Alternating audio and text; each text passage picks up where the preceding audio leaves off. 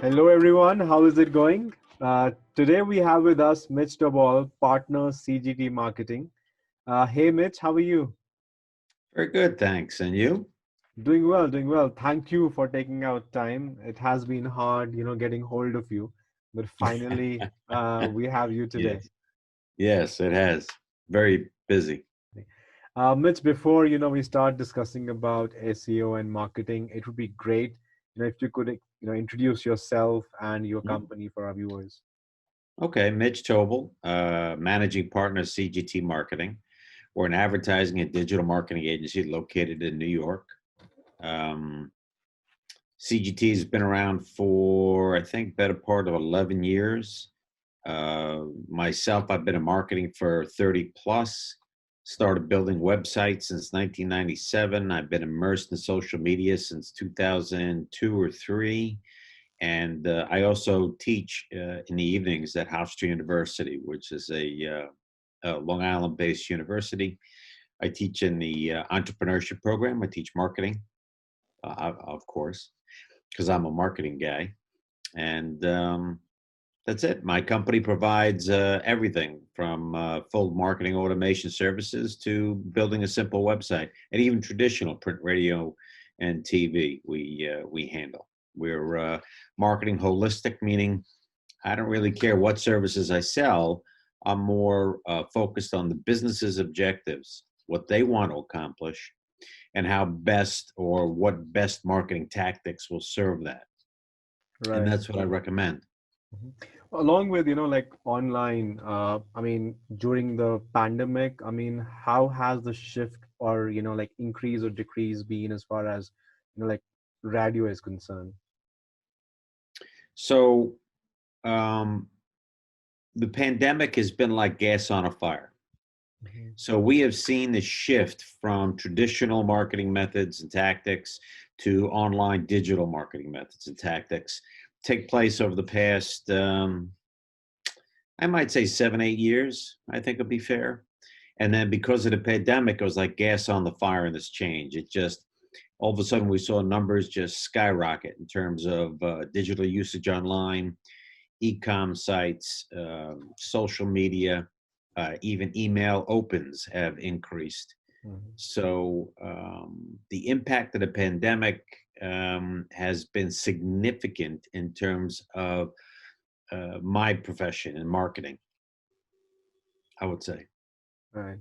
Well, since like you teach, future business leaders as well, uh, Mm. like, what are your thoughts? I always think that, there's a need of actually having, specific digital marketing courses, and I don't see many. Uh, Well, it's difficult. It's funny. I was introduced. I do a lot of workshops and training, in addition to teaching, and someone introduced me as an expert in social media.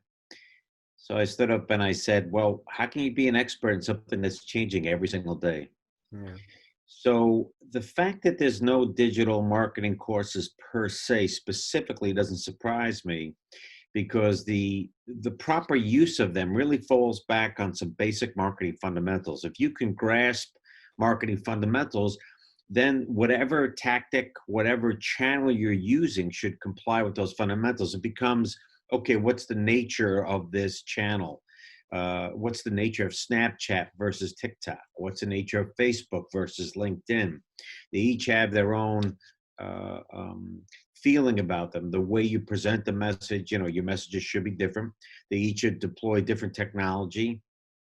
So, and they each have different audiences and different audience segments and expectations of the audience. So it falls back to marketing fundamentals. And I do teach, I do give workshops on each social. It's funny. I'm giving a upcoming 3 workshops in November on Facebook, LinkedIn, and Instagram. I think, not sure.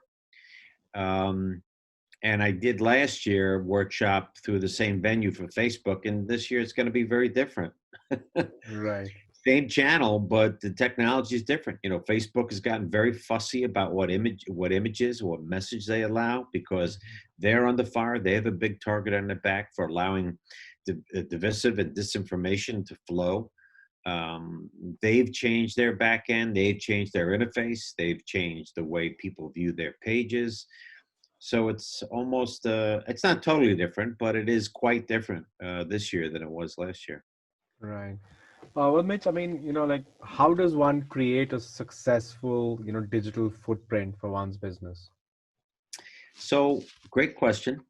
So the basic component, or rather, let me start at the beginning. So a digital footprint for a business is really everything a business is online, no matter where they are, no matter what they're doing, everything online. So creating a great digital footprint is mapping where you are right now. Look, there are a lot of companies which just use email, maybe add some LinkedIn, maybe some online directories, maybe some SEO. Is generally compartmentalized, meaning each one is siloed. They're not working together at all. Right. So a really good digital footprint has a strategy for all of these components so they work well together, not separately. And by having all the, if I'm going to use an analogy, all the oars in the water, you row faster towards your destination. So once you've mapped out your existing digital footprint, you need to map out where you want to be. Now, where you want to be should be solely focused on what your target market looks at, where they go for information. Do they actually search Google for your stuff? Some companies don't need to have SEO. Sorry, Yeah. I know that's what you provide, but some companies don't need it because Absolutely. right now people aren't searching for them. Correct. They're finding them in different ways, possibly some niche online directories. Right. Um, so SEO, search engine optimization, is for organic. We are a philosophy that it should be search engine marketing, which is always a balance between paid and organic. So really allowing the target market for the business to drive where to be. So you map out where you are today, you map out where you want to be, and then migrate to that full cross-channel, omni-channel experience where everything is working towards the same goal. You're carrying the same message throughout, or really adjusting the messages for the channel, but the same basic strategy you're using throughout. Right. I mean, that was beautifully explained. I mean, I could not have thought of it, a better answer than that. So, Oh, I'm sure you could. Come on now. so, Mitch, talking about content, I mean, we all know, like, content is evolving, like, every Yeah. day, right? Mhm. Uh, I mean, how does one make sure that, he's producing a content that resonates well with the target audience? So this is probably the biggest challenge most business to business companies have, and also B2C, is creating content that resonates. So how you know it resonates if there are individuals involved in the sales process, right? So the biggest buzzword now is customer service. How can we scale customer service? How can we get customer service? What channels should we use? What operations do we have? Well, customer service is great. The information gleaned from that interaction between the customer and the company is the critical piece to creating content that is relevant, that resonates. So, very often we take on a client, I will speak to all the salespeople and ask them questions that they never thought about. They're interested in selling. I'm interested in what their target market is asking. What are the common questions they get asked? Because from that, you can then start to create content that answers those questions. Target market's going to be interested in them. They're asking a salesperson, they see content that has that, then it resonates. Then that's magnetic. They are drawn to that content. Now, I just want to put a little caveat with this. Um, here in the States, we're dealing with many things, right? We have the very divisive election oncoming. We have COVID. We have Black Lives Matters movement, a lot of demonstrations, a lot of unrest, a lot of divisiveness, a lot of anger. We, as a rule, every Monday we have our production meeting here. We discuss the messaging for the week for the clients, whether or not we should alter it, whether or not we should massage it based on what is happening in the marketplace right now at that time. Now, We know that before COVID, which right now seems like years ago, Yeah. and I know it was just several months ago, Yeah. before COVID, our messaging was fairly stable. But during COVID and during incredible social unrest Yeah. and times that are very filled with tension, we need, as marketers, we need to be agile. We need to flex and adapt our message for that moment or for that time period. So that's my caveat. In when you create content that resonates, you must take into consideration the marketing environment that you're operating in. Right, right. I mean, talking about content, and like you said, you talk to salespeople and kind of ask them questions. Now, Hmm. when you're running paid campaigns, and driving traffic to, let's say, a landing page, right? I mean, Hmm. your landing page basically is your sales pitch. So yeah, I mean, maybe uh, a sales guy, or like talking to the salespeople or the Hmm. management of the business, we can kind of get that sales pitch from them, but still getting it on that one landing page in those, like, 5 6 folds, is the actual art. So I mean, my question basically is, what is your process of creating that landing page strategy, when you are Hmm. running campaigns and creating pages? So, landing page strategy has to be focused on one thing, which are the expectations of the person that's clicking the ad or content. What are they expecting? Are you advertising or sponsoring a blog post so they go to a blog? Is it because you want a sale, someone to sign up and shop for a sale?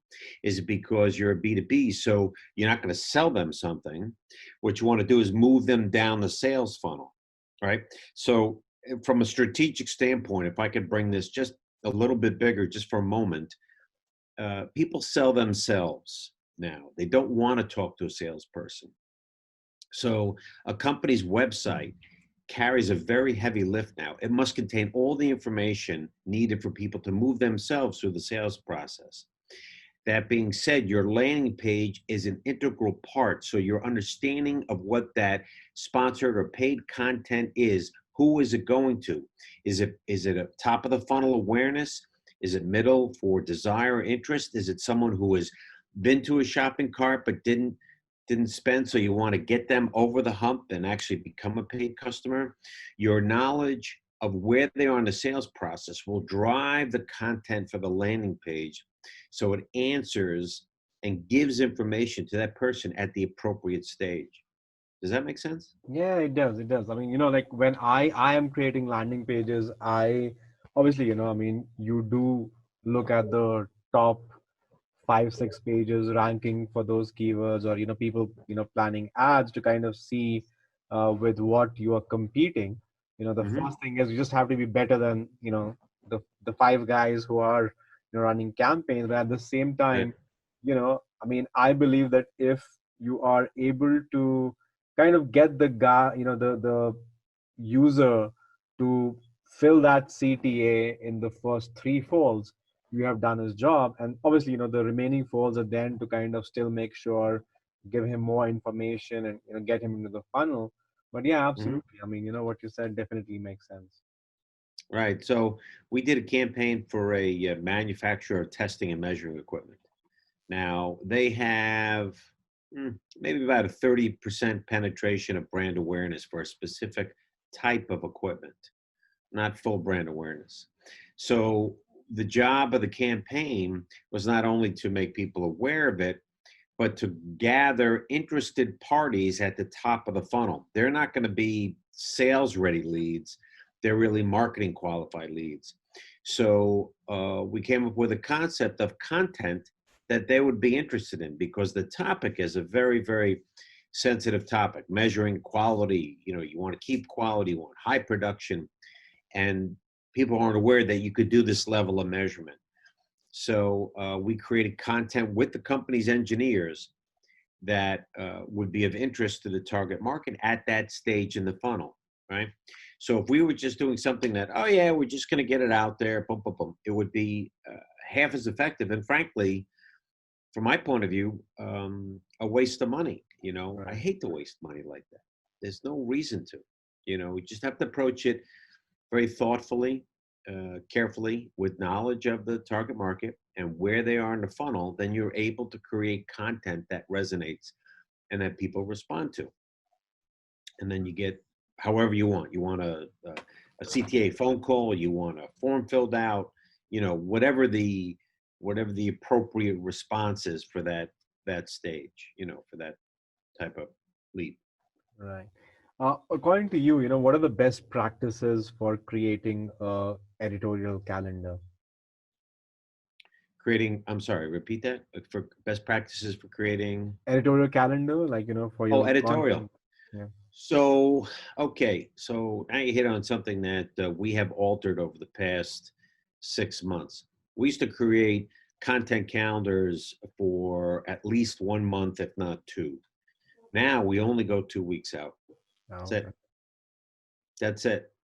It's silly to go out farther, because what I found is the second half of the month, the 2 weeks, everything changes. Yeah. So it's like we're doing extra work for nothing. We're Exactly. spending the client's money for what?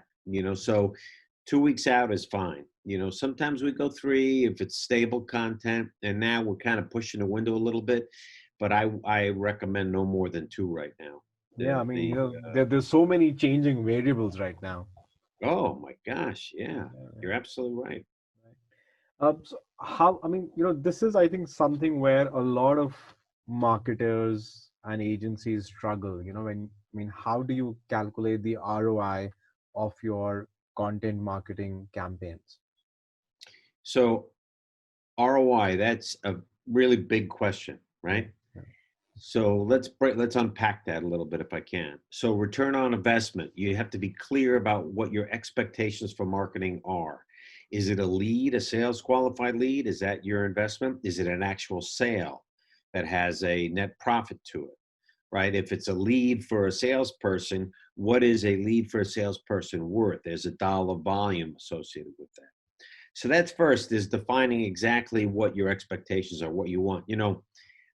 I I met with a company, said, well, yeah, we want ROI, we want a marketing ROI. I said, great. I said, what are you looking for? Increase sales. Okay, no problem. Here's $20. I'm done. Well, no. I said, okay, so let's have a good conversation. Where are the sales coming from? Are they new? Are they increasing share of wallet from existing? Are they brand new customers? Is it new, penetrating new marketplaces, expanding existing marketplaces? These are conversations that need to be had before you can figure out a structure for ROI. Once you have done that, now you have to look at attribution models, right? Where are you going to attribute that return on investment to? Is it going to be a first touch model? Because someone comes in contact with a company very many times. There's multi touches. It could be an email, could be a Facebook post, could be a LinkedIn sponsored ad. It could be looking on Google for search. So there's multiple places where someone's going to touch the company. So where are you attributing that return on investment? Is it last touch? Is it first touch? Is it a U shape? There are several attribution models. So that has to be decided on so that it is fair and equitable. And then you can proceed ahead and calculate ROI. Once you've defined that beforehand, then you can move along that access to be able to define, making sure that you're actually making money. Right. Right. Uh, That's what it's about. exactly. And you're talking about like creating, content, investing time in, creating content. What are your thoughts on like refreshing an old page versus creating new content? So I think it's fine. Reusing content you've done before, if it's relevant, is perfectly fine. It's like, it's almost, if content's evergreen, it's really never going to get old. That's great. Refresh it, update it. It saves time and money. And I'm all for that. So content that can be reused, absolutely. You know, um, Very often we go over the past 6 months, like for instance, the social media campaigns, particularly. We'll review the past 6 months posts, see what worked really, really well, and pull content that we believe is evergreen, that we can use again and again. It pulled well, it worked well, it's still relevant today. Let's take a new spin. Let's get a new image, a new graphic, or rewrite the copy somehow. Absolutely, reusing good good content is a winning strategy. Right. Hmm. I mean, even, like I normally tell my clients that, whenever you are writing a blog post, and creating content, I mean, you should actually have, a next review date for every content you create, that, this is the time when maybe, we will review this content and see if it needs to Hmm. be refreshed. I mean, uh, Yeah, that's great. kind of, because I mean, so many things kind of can be refreshed very easily periodically, and I mean, you will have fresh content, like, every now and then. Hmm. Yeah, I think that's a great idea. Put a date for review. It's got to be far enough in advance so that people come in contact with the company's content a lot. Don't say, "Oh, wait a minute, I've seen this before." Right, right, So I don't know what that is. I know that from the studies I've seen, it averages where people need at least 6 touches before they recognize something. So factor that in too. right. Absolutely. How do you see the role of AI, in digital? So AI. Right now, AI is making inroads in terms of bots that you see for live chat, right? Okay. They're making inroads in customer service. They'll screen customer service to be able to channel it to the appropriate person. There's also AI involved in email marketing as fake people that people often Yeah, don't know is fake, yeah. um, to do the initial stages of lead gathering and interest gathering. There's AI in terms of analysis. IBM Watson's came out, I think it was 3 years ago, opening up their data ports to be able to crunch data to see who's doing what and what could be the next expected sale. Amazon is investing heavily in AI. Okay. Everybody's investing it. It's machine learning, AI. There's something about it which I don't think will ever totally overtake marketing, in my opinion, because marketing is not a science, it's a craft. Right, Elements of it are scientific, the data is scientific, the analysis of it can be scientific, but the creation of ideas,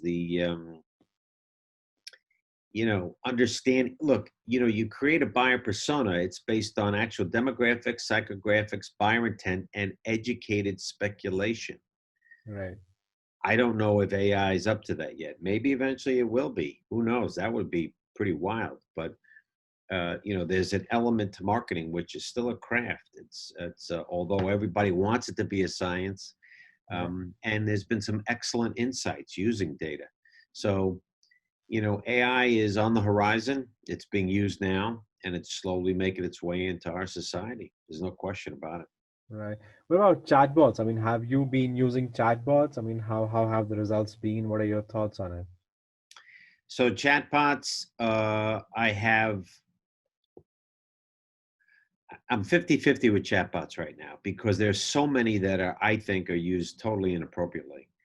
And it breeds frustration on the user's part.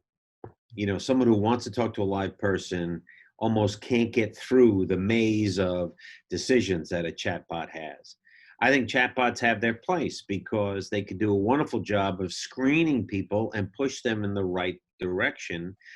But if you overdo it, if you overprogram it to do too much, you'll find people caught in this chatbot thing, and it's a bad user experience. Right, So in my opinion, chatbots have a place right now. I think they're excellent because we all need to scale, and chatbots are a way to scale. right, Facebook's been using a chat bot for years. You design an automated response when someone leaves a direct message. It's a basic component of setting up a page. So it has a place right now. I think um, where we go from here, I don't know. I'm sure it'll become more intelligent or easier to program. But you have to be very careful with it right now because the user experience, as I said earlier, the pandemic has thrown gas on a fire of using digital. The environment of using digital is so instantaneous, knee-jerk reaction, click here, click there, and I'm off the site. Right. So user experience is like a priority. Every site we build, we review it from just a UX standpoint, without any preconceived notions. All right, we give it to someone in the office who has no idea what it is. They use it. Tell us what you think, just on a basic level, just to test it. Any negative online experience you could lose a sale, a potential lead. So I'm wary of chatbots. I like them to a point.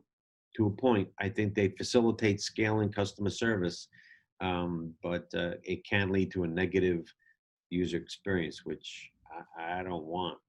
No, I don't. absolutely. I think, I mean, at the end of the day, it's all about the user experience. I mean, if I want to talk to an actual person, right? I mean, Mhm.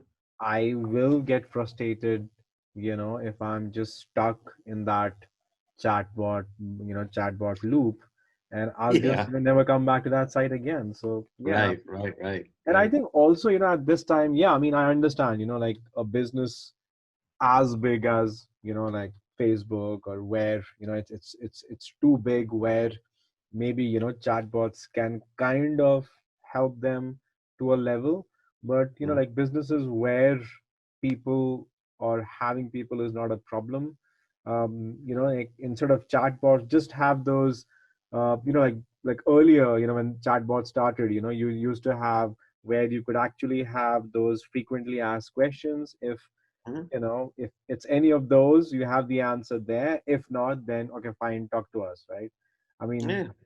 that kind of is being very transparent and still not getting the user experience damaged. Mhm. Mhm. Yeah, I agree. I agree. You have to be wary of it and be very, very conscious and careful of it. And before using a chat box, you need to test. If you're going to engage in that technology, you need to test that technology. Um, Right. that's real important, in my Right. opinion. So as an agency, Mitch, what is your go-to lead gen strategy? Um, well, are we talking about business to business or Yep. business to B2B? So B2B lead gen strategy sort of relies on what I would call standard B2B channels right now, which are LinkedIn and email. Sometimes Facebook, and it depends on the target market. I'm not a fan of the forms through the social channels. I much prefer to bring them to the website. So when I said before how the website does the heavy lifting, that's your selling environment. I would rather have a form on a landing page in my selling environment than have a form through LinkedIn. No offense to LinkedIn. It's a great channel, has some great technology, and they're continuing to improve it. But I want that form filled out on the website. So my lead gen strategy is one of continual repetition, touching the target market, not a lot, but at a steady pace, with content that is relevant. And I find that people self-select.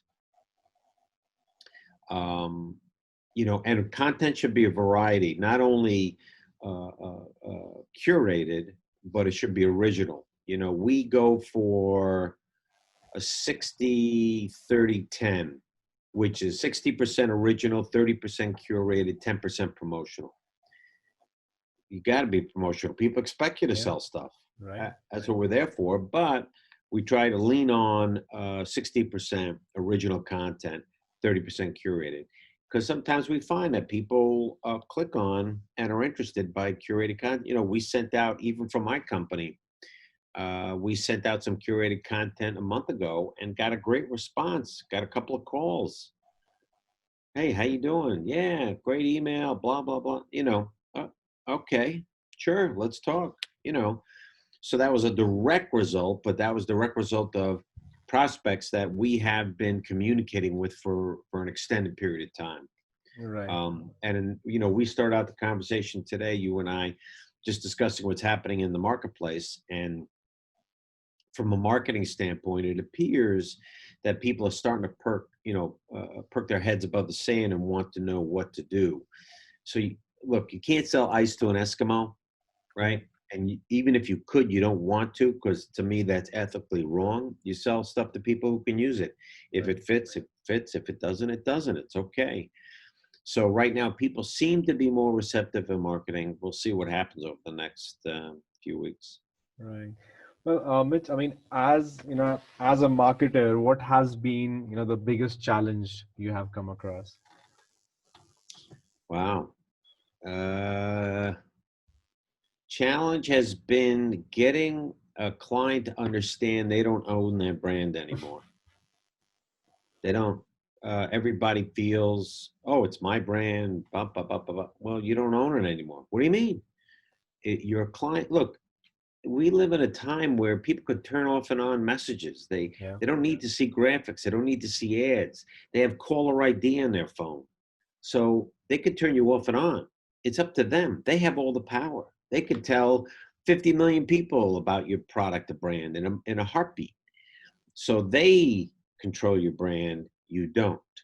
So that really has been, I would say, over the last few years, the biggest challenge to me is getting that across in a way that the owners of companies and brands understand that.